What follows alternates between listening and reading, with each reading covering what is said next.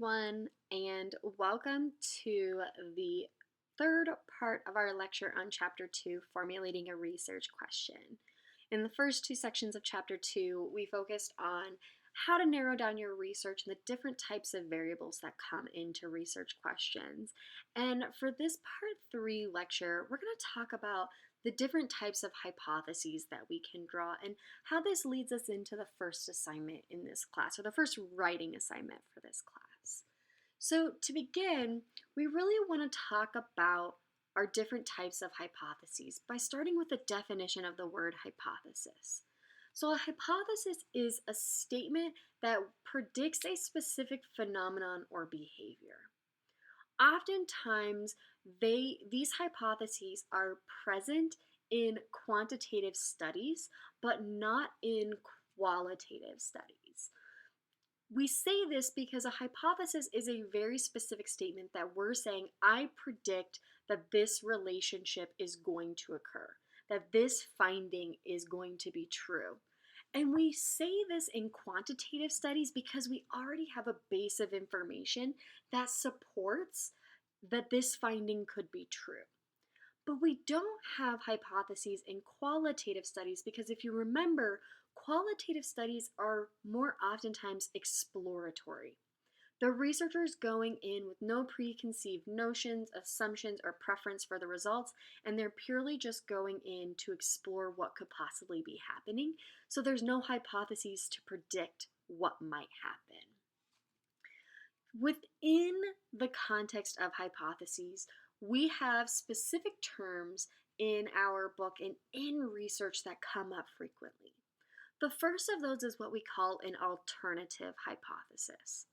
An alternative hypothesis is the prediction based on literature and theory about what our testing results could be. So for example, this is what our variables are expected to look like once our data is collected. This is saying very specifically, I think that this thing is going to happen and it is going to change based on the information that I know. We also have what's called a null hypothesis. And a null hypothesis claims that there is no relationship between the variables of interest in the study. This particular type of hypothesis is what researchers use when they're actually testing their findings. So oftentimes we say that we're always testing a null hypothesis because we're always going into a research study saying there's no relationship. And anything different than that gives us the alternative hypothesis. We also talk about how our research outcome changes our options of interpreting results. So when we say that we're conducting a research study, if we find information that is in favor of the alternative hypothesis, we say that we can reject the null hypothesis in favor of the alternative hypothesis. But the contrary is not true. If we say that we don't have enough information to reject the null hypothesis, we have to use a double negative in saying we fail to reject the null hypothesis. Because rejecting the null hypothesis means the alternative is true. But failing to reject the null hypothesis doesn't mean that the null hypothesis is always true. Rather, there's still probably information out there that could reject the null hypothesis, but we didn't find it. Therefore, we fail to reject the null hypothesis. So I know that that gets a little bit confusing, but think about it in the context of Chapter 1, when we were talking about knowledge moving us closer to reality. If we have enough knowledge to reject the null hypothesis, we can do that because it's moving us closer to our reality.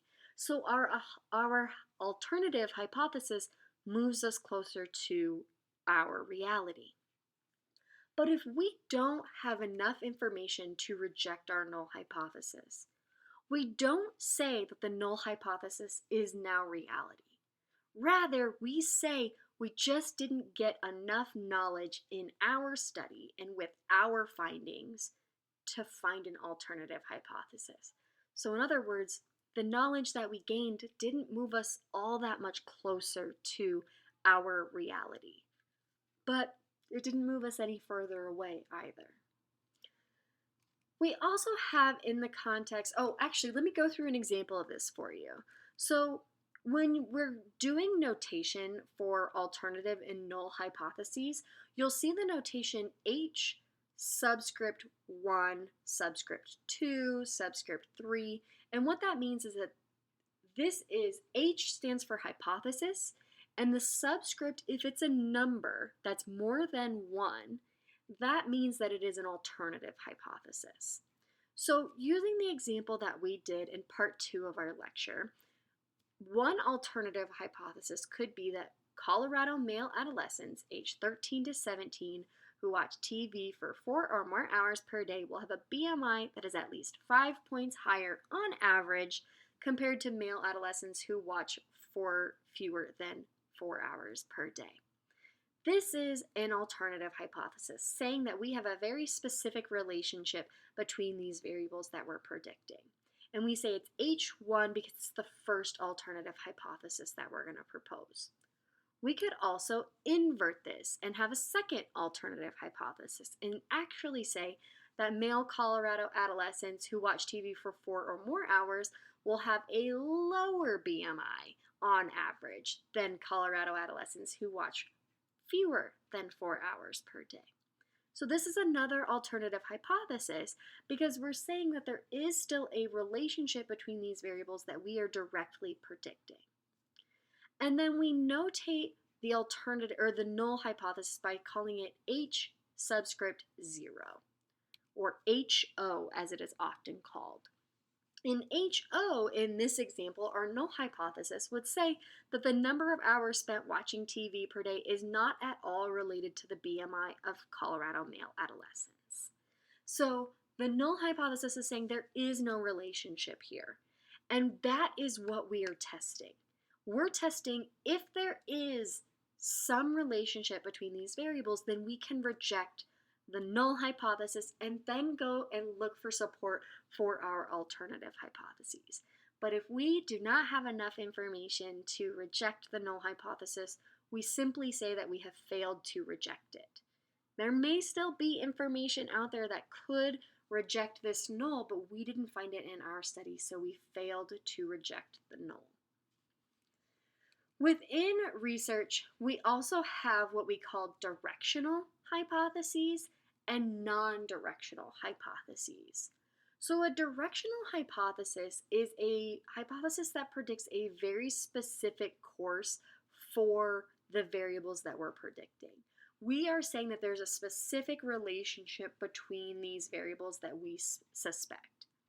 A non-directional hypothesis is when we say that there is no direction, or simply that we're predicting that a relationship exists between those variables, but rather than making assumptions on how the variables will behave with one another, these researchers who propose non-directional hypotheses are rather just investigating the possibility of the relationship between the variables. So, a similar related concept to a non-directional hypothesis is what we call an open-ended question. In the context of research in psychology, an open-ended question is what we use for a qualitative study. So if you remember, quantitative studies use hypotheses. An open-ended research question is the same version of a hypothesis, but in a qualitative study. This is when a researcher has many constructs, but they're not attempting to measure them. And we say that this is true for a qualitative study because they use different methodologies for being able to test these findings. There's a different methodology of collecting data. So you can't predict what you might find if you're going in completely unencumbered with any preconceived notions, but rather you ask open-ended questions about what the relationship could be, and no intention or attempt to measure them. So if we go back to our example, a good example of a directional hypothesis is what we have been talking about up until this point. That Colorado male adolescents who watch 4 or more hours per day will have a BMI that is at least 5 points higher on average compared to adolescents who watch fewer than 4 hours of TV per day. This is a directional hypothesis. This is saying that I am expecting the direction of these variables, that higher levels of television will lead to higher levels of BMI for this research sample. That's directional. If we were to convert this to a non-directional hypothesis, that might look like the number of hours spent watching TV per day will affect Colorado adolescents differently depending on their sex assigned at birth. So we are saying in this example, we expect there to be a relationship between the number of hours that someone spends watching TV and their BMI, but we don't know how that will change depending on their sex assigned at birth. So it's non-directional, saying we suspect that there's going to be a change, but we don't know what that change will be. And then if we were looking at this from a qualitative study, we could propose an open-ended question. So that might look like, what is the influence of the number of hours of watching TV per day on BMI scores for Colorado adolescents? So going in with no suspicion of what that relationship looks like, but rather an open-ended question of this is what we are going to investigate. So here are the constructs that we're interested in, and we're just going to explore what we find. So we've talked so far throughout this chapter on the different ways that we can narrow down our research and what that looks like by variable and by hypothesis, but some of you might be wondering, like, what do I want to study? And I have a couple of ways to help narrow that down. And actually, one of the first things that I have for you is to visualize your research question. And I say this because it can be really helpful to understand what you're interested in researching if you start by visualizing it. We never want to underestimate the power of writing our thoughts and ideas down on paper, because even when you're certain that you are going to change your mind and that your variables are going to change, once they're written down, they become alive, and we can start exploring further possibilities. So our book has this great example of what it means to visualize your research question, and I want to go over it with you. So you can practice visualizing a research question by putting items, putting constructs, putting variables onto a piece of paper. So in this example, this person is putting their constructs in circles. So they have two constructs that they're interested in: exercise and food quality. And they put all of their variables, the specific ways that they are breaking down each of these constructs, into rectangles. So in this example, the researcher is saying that different variables that make up the construct of exercise are the type of exercise that someone's doing, how much time they spend exercising, and even how active they consider their lifestyle to be. Food quality, that construct can be conceptualized into the variables of how much processed food someone eats, what their sugar intake is, how much they cook for themselves, do they have access to fresh food and vegetables. So you have these constructs, these exercise and food quality, and we have the variables that make them up. And in this example, the researchers actually even predicting the relationship that they're suspecting between their constructs. And they're notifying that by putting a line, drawing an arrow from exercise to food quality, saying that I suspect that how much someone exercises will have a direct relationship with their food quality. And they're noting it also with these little plus signs. And the plus sign means that they're expecting that an increased amount of exercise will lead to an increased amount of food quality, so better food quality. If the researcher was suspecting the opposite, they could put little minus signs. So saying that as someone has less exercise, they have less food quality. So you see from this example that sometimes just writing out what you're interested in researching can be helpful because it gives you a way to break down your constructs, add in your variables, and start realizing what different hypotheses you want to draw. And that leads us into the first written assignment for our course, which is chapter 1 of your research prospectus. So you probably saw the term research prospectus in the syllabus for our class. And a research prospectus is a proposed research assignment that you could turn into an actual research study if you wanted to. But for this class, our research study, our research prospectus, is a theoretical project. It is not something that we are actually going to conduct, but we're going to go through the steps of what it takes to conduct a research study by talking about the written components of it. So for the first written assignment for this course, you're going to draft chapter 1 of your research prospectus, which is called the problem. And again, keep in mind that the research prospectus is a hypothetically proposed research project and not one that you are actually conducting. But for this class, I want you to write your research prospectus in such a way that if you wanted to, you could run the study when we're done with this class. And what that means is that you're going to go into the specific details about the design of your study. You're going to identify a hypothesis. You're going to operationally define your variables. So have a definition of your variables that say, this is how I am going to measure this construct by using these variables. And again, we're just going into enough detail that if you wanted to run a study out of this class, you could. But for the purpose of this class, we're going to focus on the writing component of it. So for chapter 1 of your research prospectus, the problem, you are going to write down what you think your research problem is. So a brief introduction to a problem that you want to learn more about.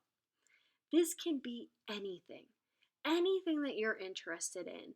A research problem that you're like, I am wanting to explore the relationship between cannabis use and grief, or the relationship between alcohol use and driving ability. It can be literally anything. But you're going to provide a brief introduction that says that this is a problem in our society. And here's research that says this is a problem. So I'm going to investigate it. And from that research problem, you're going to include a problem statement. So a summary that says this is the thing, the problem in our society that I'm hoping to investigate. After that, in or within your problem statement, you are going to have variables that you identify. Maybe that's cannabis or alcohol or grief or driving ability. So once you have those constructs, you're going to operationalize them by providing operational definitions of the terms in your proposed study. So if you're saying, I want to investigate grief and the relationship between cannabis use and grief, you're going to operationally define for your study, how are you going to operationalize grief and how are you going to operationalize cannabis use? So specifically saying, I'm going to measure cannabis use through this measure, or I am going to operationalize and measure grief through this avenue. Then you're going to add in a hypothesis or a research question that you hope to answer in your study. So this is going to be a very specific hypothesis or research question that will make sense and that you're interested in. I keep saying you want to pick something that you're interested in because we're going to be working with this research prospectus for the full 8 weeks of this course. So you want to choose something that's interesting to you, otherwise you're never going to want to work on this project. So choose something that's fascinating to you. After you get a hypothesis or a research question, you're going to provide a purpose statement for your research study overall. What you think you will gain from your research study. What purpose it will serve to the greater research that we have in our society. And this section of your research prospectus, chapter 1, is likely to be around 2 to 3 pages long, double spaced. This isn't meant to be an extensive problem statement, but rather this is what's going to set up the framework for your research prospectus throughout the course of this semester. And I know that this seems kind of broad, so I actually added 2 sample research perspectives documents on Canvas that you can use for your reference while you're writing. They are vastly different from one another because one of them is more of an outline base where it's going to tell you what content to put in each section or each chapter of your research prospectus. And the second one, which I believe is titled Sample Prospectus Full, is an actual output or a write-out example of someone's research prospectus. So you can use these as examples when you're writing your own research prospectus, but there's a couple of things that I want you to keep in mind as well. First off, this assignment is worth 10 points and is due by 11:59 p.m. on the Sunday of week number 2. So 10 points is 10% of your course grade in this class. And so that means I want you to work on this and I want you to put in good effort. But also, this is a draft. So throughout the course of our time together in these 8 weeks, you're going to be drafting different versions of each chapter of your research prospectus. And after you turn in that draft, I'm going to give you detailed feedback on where to go from there, how to improve that section, and how to set yourself up for the next chapter. And your final research prospectus, which will be due during week 8 of our course, that will be your drafted versions of each chapter after you've made edits and incorporated the feedback that I have given you. So although this is a draft of your study, I'm not expecting it to be perfect. You're likely going to make edits to chapter 1 throughout the duration of this course and as you learn more about the topic that you're interested in. But I still want you to have a well thought out and well written draft of chapter 1. So think about these things. Again, this is due during week 2, so we're going to have a little bit more time for this to set in and for you to think about what research study you want to do. But feel free to reach out to me, come to the synchronous lecture, synchronous optional meeting. It's not necessarily a lecture, and I'm more than happy to walk through a research study with you if it's helpful or talk about different ideas that are in mind for you. But that is going to wrap up our conversation on chapter 2. Join me for an additional lecture on reading research articles and how to be an ethical consumer of research. So I will see you in the next lecture.